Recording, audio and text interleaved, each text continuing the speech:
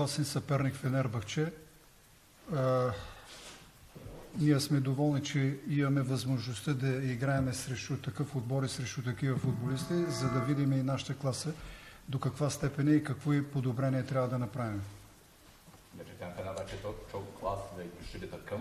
Bizim için bir Fenerbahçe takımıyla oynamak bizim için bir memnuniyet, bir gurur diye söyleyebilirim. Onlarla oynamak bizim klasımızı da ölçmek için harika bir. Както казах вече, Фенербахче е един много класен отбор. Мисля, че Лудогорец се представи игрово добре в Истанбул и имахме индивидуални грешки. Тук ще се опитаме тези индивидуални грешки да ги нямаме. İstanbul'daki sakatlanmış olan stoper oyuncumuz tabii bu maçta yer almayacak. Kendisi iyi, takımdan antrenmanlara çıkıyor fakat onu tabii korumak amacıyla oynatmayacağız. Ludogorets maçına gelirsek, İstanbul'daki maça gelirsek tabii birçok kendi hatalarımız oldu fakat iyi bir oyun sergilediğimizi düşünüyorum ve o hataları bu maç yapmayacağız. Отново един такъв добър матч и да извлечем оптималното, което можем. Her şeye rağmen biz bizim oyunumuzu oynayacağız. Elimizden geleni en iyisini yapmaya çalışacağız. Извлечеме предимство. Знаеме класата на Фенербахче, но въпреки всичко вие знаете, че това е футбол и ние, пак повтарям, ще се опитаме да извлечеме оптималното от този матч. Tabii söylediğim gibi Fenerbahçe gerçekten klas bir takım. Şu anda grupta lider durumdalar fakat biz söylediğimiz gibi en iyi oyunumuzu sergilemeye çalışacağız. И знаем, че наистина това е последен шанс и аз искам ние да ни го загубим. Само иска да превеждат на турски, ще ги преведа. Добре. Репортера попита, че сме очаквали равен. На турските. Medyanın sorduğu soru şu.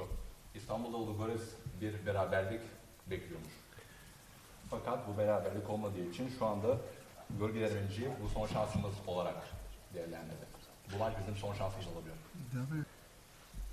Ами, старши треньора ще реши дали утре ще взема участие в матча. Аз съм готов на 100%. Ако треньор реши да играе, ще дам всичко от себе си да помогна на отбора, за да постигнем добър резултат. Yönetime sorulan soru yarın için kendini hazır hissediyor mu ve oyunda yer alacak mı? Tabii ki de onun yanıtı yarın oyunda olup olmayacağımı hoca karar verecek. Yalnız ben kendimi %100 hazır hissediyorum. Ами, чувствам се много добре. Целият отбор ме прие по най-добрия начин, по който очаквах. Очакванията ми утре, наистина, както господин Дермеджиев каза, изправяме се с един много добър отбор. Играхме вече един път с тях. Мисля, че се представяхме на доста добро ниво. Имахме доста положения, така че надявам се утре с една добра игра, ако може да вземем максимума от точките, ще бъдем много щастливи и да може да продължим битката за класиране по-напред, да излезем от групите. Sorulan soru ilk önce Ludogorets'i kendisini nasıl hissediyor? Tabii yeni transferlerden biri olduğu için. O da kendini Ludogorets takımı onu tamamen kabullenmiş durumda ve kendini çok iyi hissediyormuş. Yarınki maça gelecek olursak İstanbul'da birçok pozisyon yarattık. Yarın da tabii söylediğimiz gibi Fenerbahçe çok güçlü, çok iyi bir takım ve yarın elimizden geleni yapacağız ve en iyi skoru, en iyi sonuçları almaya çalışacağız.